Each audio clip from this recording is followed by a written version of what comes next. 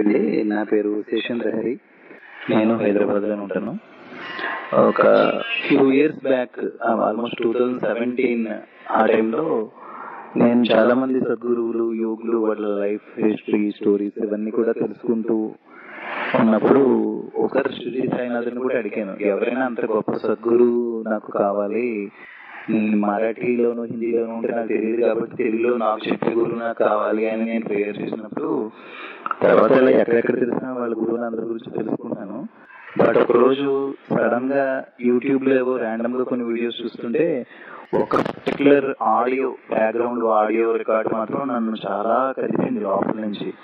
అందులో ఎలా ఉందంటే, తెలుగు రాష్ట్రాల్లో నడియాడిన ఒక మహాత్ముడు, మహితాత్ముడు, ఒక మహాయోగి, ఆయనే సద్గురు శివానందమూర్తి అనే ఒక ఆడియో మాటలు విన్నాను. అప్పటికి ఆయన చూడలేదు నేను, కానీ ఆ సద్గురు శివానందమూర్తి అనే పేరు వినేటప్పటికీ నాకు ఒక క్షణం నా ఒళ్ళంతా అదో రకమైన తెలియని ఏదో ఒక అనుభూతి అనిపించి, వెంటనే నేను మౌనికకి ఫోన్ చేసినప్పుడు, నేను ఇండియాలో లేను, వేరే కంట్రీలో ఉన్నాను. మౌనికకి ఫోన్ చేసి చెప్పాను, నేను ఇదే ఫస్ట్ టైము ఆ పేరు వినడం, సద్గురు శివానందమూర్తి అని. అసలు వారు ఎవరు నాకేం తెలియదు, కానీ ఇది ఏదో తెలియని గొప్ప అనుభూతి ఉంది నాకు. ఆ పేరుతో ఏదో సంబంధం ఉంది, అదేదో నా ఇల్లు, ఇట్స్ మై హోమ్ అనే ఒక ఫీలింగ్ ఉంది నాకు. మరి ఎంతసేపు ఫీలింగ్ ఉంటుందో తెలియదు, అందుకు వెంటనే నీతో షేర్ చేసుకుంటున్నాను. ఇప్పుడు నేను వెతుకుతాను, ఆ పేరు గురించి గూగుల్ చేస్తాను అని వెంటనే నేను గూగుల్లో సెర్చ్ చేశాను ఆ పేరుతోటి. ఇమీడియట్ గా కొన్ని యూట్యూబ్ లో లింక్స్ వచ్చాయి, ఆ లింక్స్ క్లిక్ చేశాను. అది అప్పటిదాకా ఎప్పుడు వినని ఒక జ్ఞాన ప్రవాహం. అందులో ఏ టాపిక్స్ మాట్లాడుతున్నారు, ఎన్నో ప్రశ్నలు నాకు ఉన్నవని ఆన్సర్ అయిపోతున్నాయి వాటి నుంచి. అది నాకు ఇంక తెలియలేదు, కళ్ళ నీళ్ళంక ఏం చెప్పాలి. ఆ మాటలో ఏదో చాలా గొప్ప ఇది ఉందండి, ఒక రకమైన ప్రేమనే ఉంది, నాకు అర్థమవుతుంది అది వింటుంటే. ఏదో ఏమంటారు, టైం పాస్ కోసం మాట్లాడినట్టు కాదు, అది చాలా డెప్త్ ఉంది వాటిలో. నేను ఆడియో రికార్డింగ్స్ వింటూ ఇంకా అదే పని నాకు రోజు. ఆ వింటుంటే రోజు చాలా సడన్ గా అనిపించింది, ఇలాంటి ఒక యూట్యూబ్ ఛానల్ పెట్టాలి అని ఏ మహానుభావుడికి అనిపించింది. వారే కనుక ఇలాంటి ఒక యూట్యూబ్ ఛానల్ పెట్టకపోయి ఉంటే నాలాంటి వాడికి అసలు ఇలాంటి ఒక ఎఫెక్ట్ దొరుకుండేది కాదు కదా అని ఆ యూట్యూబ్ వీడియో మీద నేను, వారు ఏ లాంగ్వేజ్ ఎక్కడ ఉంటారో నాకేం తెలీదు, నేను తెలుగులోనే టైప్ చేశాను. ఎంతటి గొప్ప ఇలాంటి ఒక రికార్డింగ్ మా కోసం ఈ అప్పుడు చేసిన ఇలాంటి ఫోన్ చేసిన తండ్రి, నువ్వెవరో నాకు తెలియదు, ఎక్కడ ఉంటావో నాకు తెలియదు, కానీ మీరు చేసిన వర్క్ కి సరిపోటు పొందడాలు అని నాకు తెలిసిన భాషలో నేను నా కృతజ్ఞతని ఒక కామెంట్ రూపంలో పెట్టాను. అది ఎంఎస్ఆర్ కేకే 99 అనే యూట్యూబ్ ఛానల్. అది వారు ఎవరు నాకు తెలియదు. దానికి వారు నాకు రెస్పాన్స్ ఇచ్చి, నీ జీమెయిల్ ఐడి పంపిస్తే గురూజీకి సంబంధించిన మెయిల్ లిస్ట్ అంతా పంపుతాను అన్నారు. అప్పుడు నేను నా మెయిల్ ఐడి ఇస్తే వారు ఇచ్చిన డీటెయిల్స్ ఇంకా నాకు అది చాలా పెద్ద గొప్ప ఆస్తి నాకు ఇచ్చినట్టుగా ఉంది. ఎందుకంటే కంప్లీట్ లిస్ట్ ఆఫ్ వీడియోస్ అన్ని కలిపి ఒక పీడిఎఫ్ డాక్యుమెంట్ లో పెట్టి నాకు ఇచ్చేసారు. నీ ఇష్టం, ఏది కావాలంటే అది నువ్వు విను, చూడు అన్నట్టు. ఇంకా రోజు అదే పని, ఆఫీస్ పని చేసుకోవడం, రావడం, నాకు నచ్చిన టాపిక్ తో వినడం. అలా నేను ఒంటరితనం ఫీల్ అవుతూ శాంతిజీతో ఒకసారి నేను ఆస్ట్రేలియాలో ఉన్నప్పుడే, నాకే లైఫ్ అంటే ఏంటో అర్థం కాదు, ఎందుకు పుట్టాం, ఎందుకు పెరిగాం, అసలు ఎందుకు వచ్చింది, అంతా ఏం జరుగుతుంది, ఎవరెవరో లైఫ్ లోకి వస్తూ ఉంటారు, ఒకరు వెళ్ళిపోతూ ఉంటారు, I don't like this life, అలా అని ఎండ్ చేసుకునేది కాదు, అలా దీని పర్పస్ లేదు అంటూ ఒక రకమైన మీనింగ్లెస్ స్టేట్ లో ఉంది నా మైండ్. అప్పుడు నేను వారికి ఏవో పిచ్చి పిచ్చి మెసేజెస్ పెడుతూ ఉండేవాడిని. గురూజీ నన్ను ఎందుకు చేశారు, నన్ను ఒక్కడే ఎందుకు చేశారు, ఇక్కడ నా పర్పస్ ఏంటి అంటే ఏదో పెట్టేవాడిని అంతే. కానీ వారు ఒకరోజు సడన్ గా ఫోన్ చేశారు. అప్పుడు నేను రైల్వే స్టేషన్ కి వెళ్ళే దారిలో పక్కగా ఆగాను, ఆస్ట్రేలియాలో ఉన్న. వారి టైం జోన్ ఎక్కడో ఏంటో తెలియదు. ఆ వాయిస్ ఫస్ట్ టైం విన్నది శాంతిజీ వాయిస్. ఆ వాయిస్ విన్నప్పుడే నాకు అనిపించింది, ఆయనకి ఎంత ప్రేమ ఉంది మా మీద. అంటే నేను ఎవరో తెలియదు కదా, జస్ట్ ఒక పర్సన్ అంతే, ఎప్పుడు చూడలేదు.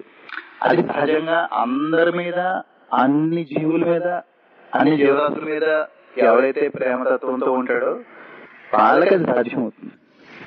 అది నాకు సముద్రాల దూరంలో ఉన్న వారి వాయిస్ లోంచి నాకు ఆ ప్రేమ వేవ్ నా హృదయానికి తెలిసింది. అనిపించింది, జెన్యూన్ గా ప్రేమించడం అంటే ఇది ఎలా ఉంటుంది. ఆ తర్వాత ఇంకా వారితో ట్రావెల్ చేయడం, మాట్లాడుతూ ఉండడం, ఇందాక వారు చెప్పినట్టు మా ఇద్దరికి ఉన్న డిస్ప్యూట్స్ ఉన్నా, డిస్ప్యూట్స్ అంటే ఏమున్నాయి, అందరికి ఉండేవే, చిన్న చిన్నవే. కానీ అంటే ఇంకొక మనిషిని యాక్సెప్ట్ చేయడం అనేది చాలా పెద్ద అడ్జస్ట్మెంట్. అంత ఈజీ కాదు అనేస్తాం, కానీ ఈజీగా మ్యారేజ్ అంటే అడ్జస్ట్ అయి ఉండాలని. ఒక గురువు శిష్యుడి దగ్గర ఎంతమంది శిష్యుల దగ్గర అడ్జస్ట్ అవ్వాలి, అది ఎంతకన్నా కష్టం. ఒక హస్బెండ్ కి ఒక వైఫ్ తోటి సరిపోతుంది అడ్జస్ట్మెంట్ అంటే. ఒక గురువుకి ఎంతమంది శిష్యులు రకరకాల మైండ్ సెట్లని ఆయన ఎవరైనా నొప్పించకుండా బాధపడకుండా హ్యాండిల్ చేయాలంటే గురుతత్వం అల్టిమేట్. నాకు ఆ ప్రేమ ఆ సద్గురు శివానందమూర్తి గారు అనే ఆయనతో ఎన్నో డ్రీమ్ ఎక్స్పీరియన్సెస్ ఉన్నాయి. నాకు ఎప్పటికీ కొన్ని సెటిల్ గానే అకౌంట్లు ఆయనతో ఉన్నాయి. నేను ఆయనతో ఫైట్ చేస్తూనే ఉంటాను. But at the same time చివరికి మళ్ళీ నేను అరిచి తిట్టి అన్ని చేసి చివరికి పన్ను వేస్తే నీతోటే పన్ను వేస్తా, ఓడిపోతానని తెలిసినా నీతోటే మంత్రం పెట్టుకుంటా, నీతోటే గొడవ పెట్టుకుంటా, కానీ చివరికి నేను మళ్ళీ నీ ముందే మోకరిల్లుతాను. నేను చూడలేదమ్మా వారిని ఫిజికల్ గా, కానీ ఫిజికల్ గా చూడాల్సిన అవసరం లేదు అనే కాన్ఫిడెన్స్ ని గురువే ఇచ్చారు. వారిని చూశాను. గురువు గారి దగ్గర అంత్యవాసులుగా ఉన్న ఎంతో మంది ప్రేమని, బలుసుబాడు భగవాన్ని, వారి ప్రేమని మేము చూసాం. ఒక మనిషిని ప్రేమించాలి అంటే ఇది ఇలాగ ప్రేమించడం అని మాకు అర్థమైంది. మేము ఇప్పుడు మా పక్క స్ట్రీట్ లో రోడ్డు మీద ఉన్న కుక్కని, మొక్కని అలాగే ప్రేమిస్తాం. మేము అలాగే ప్రేమిస్తాం.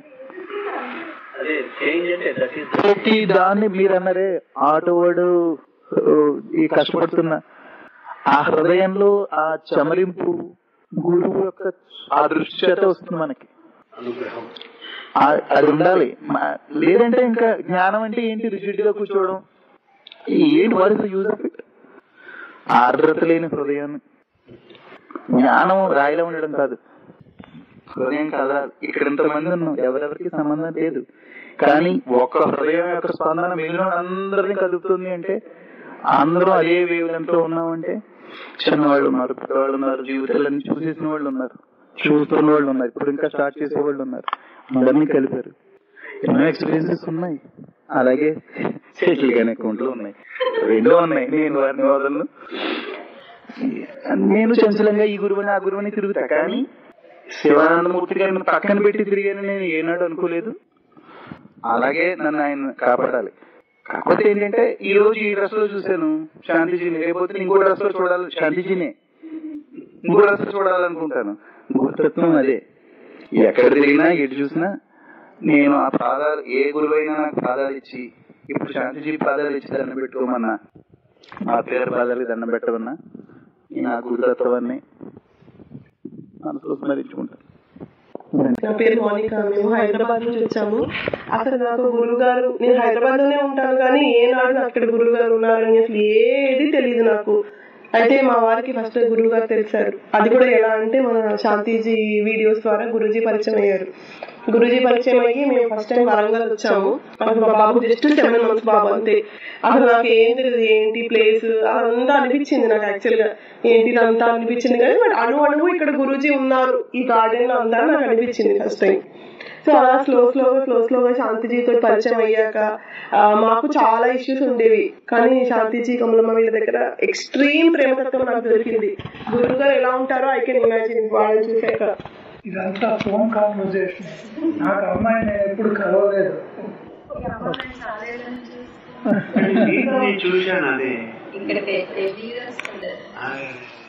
సో అలా మా లైఫ్ చాలా చాలా చాలా చాలా చేంజ్ అయ్యాయి. అంతా గురూజీ దయ అండ్ వీళ్ళిద్దరి దయ మా జీవితంలో.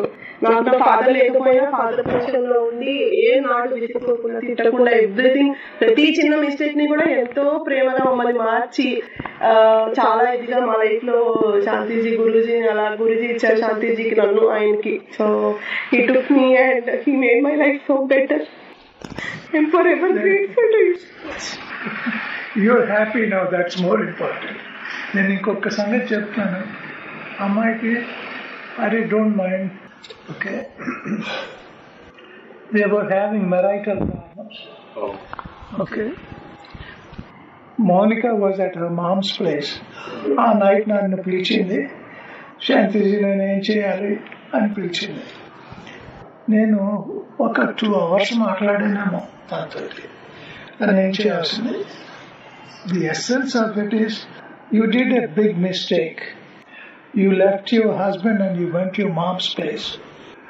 Your mom's place is not your place. Your husband's house is your house. Never leave that house and చెప్పేదానికి.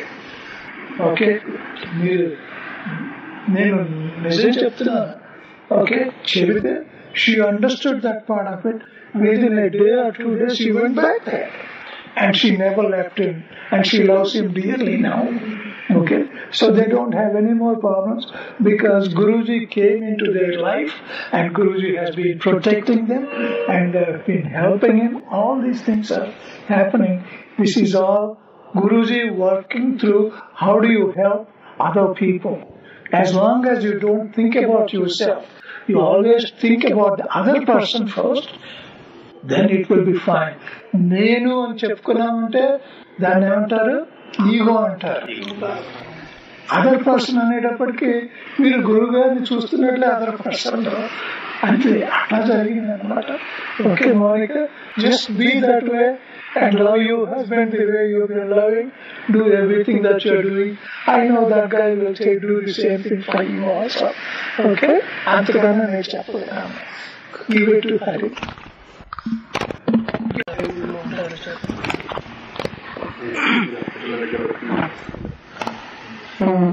నమస్తే అండి, నా పేరు పద్మ. నేను హైదరాబాద్. మాకు గురువుజీ మాకేం తెలియదు అసలు. మా గుడి ద్వారా తెలిసే మాకు. అతను బాగా పెళ్ళైన తర్వాత 2015లో ఆ తర్వాత తెలిసింది గురువు గారిని, ఈ సప్తధామ గురుధామ ఇలాంటివన్నీ ఉన్నాయని, ఆయన గురించి మొత్తం అంతా వాళ్ళ ద్వారానే తెలిసి వాళ్ళ ద్వారానే మేము గురువు గారితో కనెక్ట్ అయ్యాం. అంతే, చాలా తక్కువ అనుకోండి. మాకు మీ అందరికి ఉన్నంత అదంతా కనెక్ట్ కూడా ఉందని నేను అనుకోవట్లేదు. అది నేను అంత ఎక్కువ కూడా చెప్పుకోవట్లేదు. కానీ నాకేంటంటే నేను గురువు గారిని చూడలే కాబట్టి నాకు శాంతిజీయే గురువు గారు అనుకుంటా. ఎప్పుడు చెప్పినంత వరకు మనం కమలాలయ్య అక్కడ కలిసినప్పుడు కూడా అదే మాట చెప్పాను. నేను ఆయన చూడలేదు అంటే చూడలేదంటే ఉన్నారు అది తెలుసు, ఫోటోలు చూస్తాం, వీడియోలు వింటుంటా, అన్ని చేస్తాను. కానీ నాకు వీళ్ళు చూస్తే నాకు శివానందమూర్తి గారనే నాకు నా దృష్టిలో మీరండి అని మొన్నసారి కలిసినప్పుడు చెప్పాను. తర్వాత నా ఆరోగ్యం కూడా చాలా కుదుటపడింది, పర్వాలేదు. చాలా బాధపడి అడుగుతున్న అడిగిన వేడి కూడా బట్టలు ఇలాంటి వేడైతే కాదు ఎత్తలేకపోయింది దాన్ని బట్టలు వేసుకోవడానికి కూడా. అంత దారుణమైన పరిస్థితిలో ఉండేదాన్ని. కానీ మందు, ఒక వైద్యం, ఒక డాక్టర్ని చూపించడం, ఆలోచన కలిగించడం, ఇవన్నీ కూడా గురువు గారిని ఇదైన తర్వాత వాళ్ళు అస్తమానం మా అమ్మాయి వాళ్ళు కూడా ఈ మాటలన్నీ చెప్తూనే ఉంటారు మాకు అస్తమానం కలిసినప్పుడు. ఆయన గురించి మా ఇద్దరి మీద సత్సంగం అత్తాలులా కూడా ఉండదు, కూర్చుని ఈ కప్పులే చెప్పుకుంటూ ఉంటాం. మా అమ్మ అవి ఇవి వీడియోలు పంపిస్తూ ఉంటుంది, వింటూ ఉంటాం. అని వీళ్ళతో కూడా మాట్లాడుతూ మొత్తం A to Z అన్ని షేర్ చేసుకుంటాం.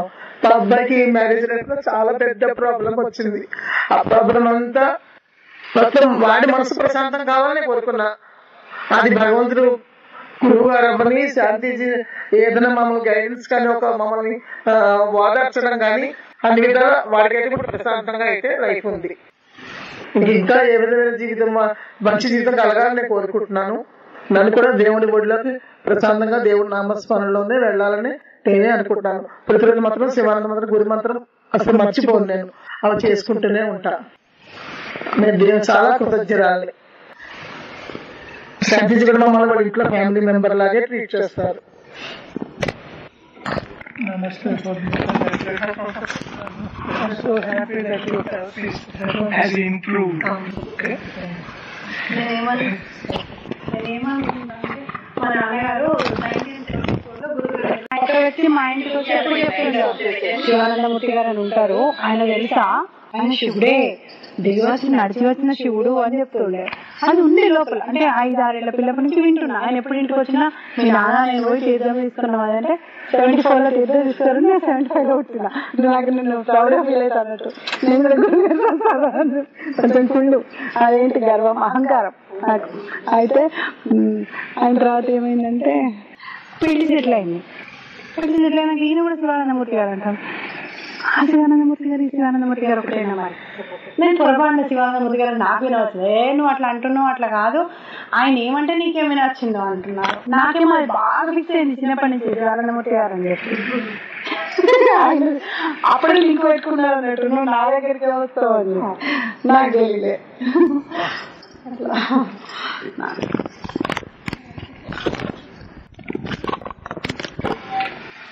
నమస్తే అండి, నా పేరు కార్తిక్, నాది కూడా హైదరాబాద్.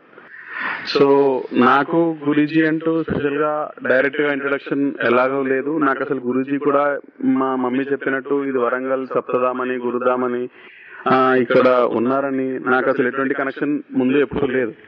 సో మాకంటూ గురూజీ గురించి తెలిసింది అని అంటే మా బావగారు వల్లే. ఆయన అప్పుడప్పుడు మధ్య మధ్యలో వీడియోస్ అవి పంపిస్తూ ఉండేవారు. ఒక 2-3 టైమ్స్ నేను మా బావగారితో ట్రావెల్ చేసి ఇక్కడికి రావడం అంటూ జరిగింది. వచ్చాను, మామూలుగా దండం పెట్టుకున్నాను, వెళ్ళిపోయాను. సో నాకున్న ఒక ఫికల్ మైండ్ తో నాకు ఒక అంటే ఒక ఫర్మ్ బిలీఫ్ అయితే నాకు రాలేదు. ఆఫ్టర్ లైక్ కొన్ని ఇయర్స్ వరకు కూడా రాలేదు.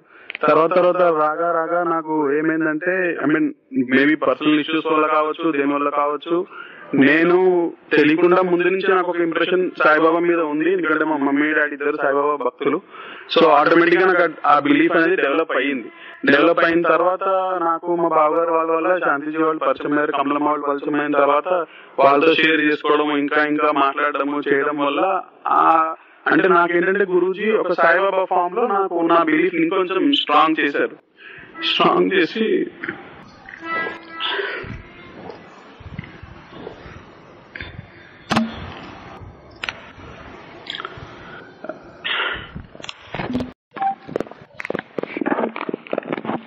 నను బ్రోవు శివానంద,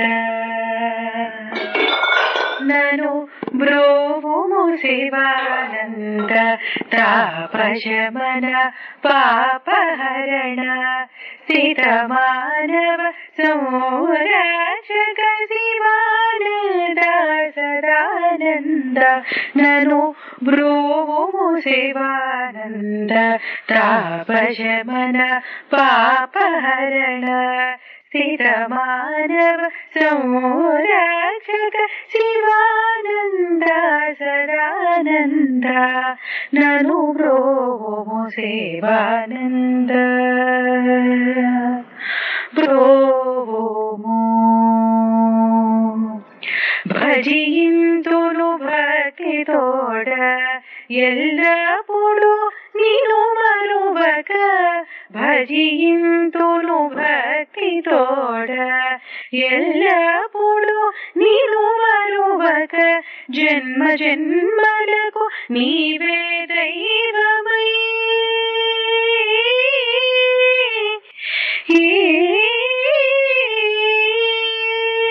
జన్మ జన్మలకు నీవే దైవమై, సత్పదమున నడిపింపుము, నను బ్రోవుము శివానంద, తాపశమన పాపహరణ, స్థితమానవ సంరక్షక శివానంద సదానంద, నను బ్రోవుము శివానంద.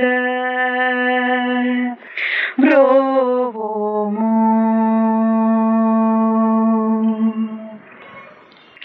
ఏ జన్మన పుణ్యంబులో, ఏ యోగ బలమో గాని, ఏ జన్మల పుణ్యంబులో, ఏ యోగ బలమో గాని, కనుగొంటిని నేను కనుగొంటిని నేను నా సద్గురు శివానందో, నను బ్రోవుము శివానంద, తాపశమన పాపహరణ, స్థితమానవ సంరక్షక శివానంద సదానంద, నను బ్రోవుము శివానంద. శివానంద శివానంద